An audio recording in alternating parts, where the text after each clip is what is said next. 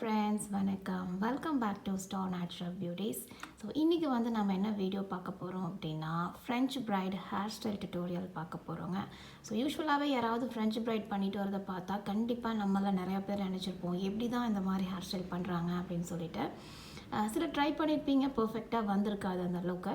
So நான் சொல்கிற steps follow பண்ணி ட்ரை பண்ணி பாருங்கள். கண்டிப்பாக சூப்பராக French bride நீங்கள் உங்களுக்கு நீங்களே பின்னிக்கலாம்.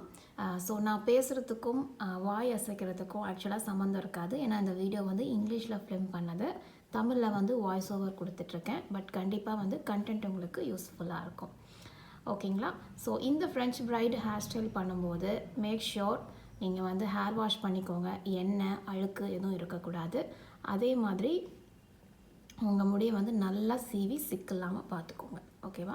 ஸோ ஃபஸ்ட்டு என்ன பண்ணுறீங்க அப்படின்னா, சென்ட்ரலில் வாக் இல்லாமல் இந்த மாதிரி சீவிட்டு அதுக்கப்புறமா முன்னாடி இருந்து கொஞ்சமாக முடி எடுத்துக்கோங்க. ஸோ முன்னாடி இருந்துன்னா எவ்வளோ எடுக்கிறது அப்படின்னு நீங்கள் நினச்சிங்கன்னா நீங்கள் ஈஸியாக எப்படி அண்டர்ஸ்டாண்ட் பண்ணிக்கலாம்னா, உங்களோட புருவத்துக்கு நடுவில் இருந்து ரெண்டு பக்கமும் நேராக முடி எடுத்துக்கோங்க. ஓகேவா?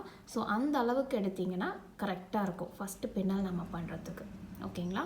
ஸோ அதை எடுத்துகிட்டு இப்போ என்ன பண்ண போகிறோம் அப்படின்னா, யூஸ்வலாக நம்ம ஜடை பின்னுவோம் இல்லையா, அந்த மாதிரி பின்னல் போட போகிறோம். ஸோ யூஸ்வல் ஜடையில் என்ன பண்ணுவோம், ஃபஸ்ட் வந்து மூணாக வந்து நீங்கள் எடுத்துருக்கிற முடியை பிரிச்சுக்கோங்க.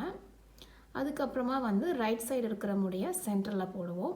அதே மாதிரி நெக்ஸ்ட்டு வந்து லெஃப்டில் இருக்கிற முடியை சென்டரில் போடுவோம். ஸோ இது 2 ஸ்டெப் பண்ணிங்க அப்படின்னாலே ஒரு பின்னல் ஃபார்ம் ஆகிடும். ஸோ ஃபஸ்ட்டு வந்து ஒரே ஒரு பின்னல் மட்டும் போடுங்க. ஓகேவா? ஸோ வந்து ஒரு பின்னல் முடிஞ்சுது. நெக்ஸ்ட்டு வந்து செகண்ட் பின்னல் ஸ்டார்ட் பண்ணுறேன். லைக் ரைட்டில் இருக்கிறத சென்டரில் போட்டுட்டேன். இப்போ என்ன பண்ண போகிறீங்க அப்படின்னா, ரைட் சைடு ஓகேவா? ஸோ இங்கேருந்து முன்னாடி முடி எடுத்தீங்க இல்லையா, அதுக்கும் கீழே ஜஸ்ட்டு ஒரு 3/4 இன்ச்சுன்னு சொல்லலாம். ஒரு இன்ச் அளவுக்கு கூட வேணாம், 3/4 இன்ச் அளவுக்கு முடி எடுத்துக்கோங்க. எடுத்து அதை வந்து அதோட ஜாயின் பண்ணிக்கோங்க. அந்த நெக்ஸ்ட்டு வந்து லெஃப்ட் சைட்லேருந்து அதே மாதிரியே 3/4 இன்ச் அளவுக்கு முடி எடுத்து நீங்கள் வந்து லெஃப்ட்லேருந்து சென்டரில் போடுறீங்க இல்லையா, அந்த முடி கூட இதை ஆட் பண்ணிக்கோங்க. ஓகேவா? அவ்வளோதான். ஸோ சேம் ப்ரொசீஜர் தாங்க. நெக்ஸ்ட் வந்து மறுபடியும் ரைட்லேருந்து நீங்கள் முடியை சென்டரில் போட்டதும் ரைட் சைட்லேருந்து கொஞ்சம் முடியை ஆட் பண்ணிக்கோங்க.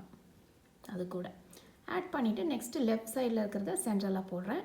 இப்போ லெஃப்ட் சைட்லேருந்து முடி எடுத்துக்கிறோம், அது கூடயே ஆட் பண்ணிக்கிறோம்.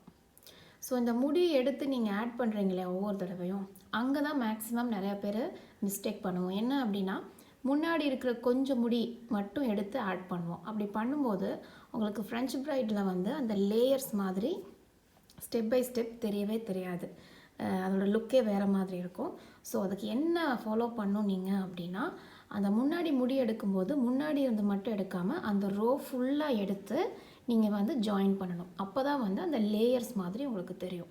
ஓகேவா? ஸோ இந்த மிஸ்டேக் தான் நிறையா பேர் பண்ணுவோம். அதனால தான் ஃப்ரெஞ்ச் பிரைட் வந்து பார்க்குறதுக்கு நல்லா இருக்காது. ஈவன் நானே வந்து ஃபஸ்ட் டைம் ட்ரை பண்ணும்போது அந்த மாதிரி தான் பண்ணிகிட்டு இருந்தேன். பார்த்தா ரொம்ப மோசமாக இருக்கும். அப்புறம் ட்ரை பண்ண தான் எனக்கு அது வந்தது. ஸோ வந்து நீங்கள் அதை ஃபாலோ பண்ணிக்கோங்க. ஸோ அதே ஸ்டெப்பை வந்து நீங்கள் கடைசி வரைக்கும் ஃபாலோ பண்ணலாம். ஓகேவா? ஸோ லெஃப்டில் இருக்கிற முடியை வந்து நீங்கள் சென்டரில் போடும்போது லெஃப்ட்லேருந்து கொஞ்சம் முடி அந்த ரோ ஃபுல்லாக எடுத்து அதோட ஆட் பண்ணிக்கோங்க. அதே மாதிரி ரைட்லேருந்து நீங்கள் முடி எடுக்கும்போது, சென்டரில் போடும்போது ரைட் சைட்லேருந்து அந்த ரோ ஃபுல்லாக முடி எடுத்து அதோட ஆட் பண்ணிக்கோங்க. அவ்வளோதான். இப்படியே கீப் ஆன் அப்படியே பின்னிட்டே வந்தீங்கன்னா கடைசி வரைக்கும் வந்துடுவீங்க.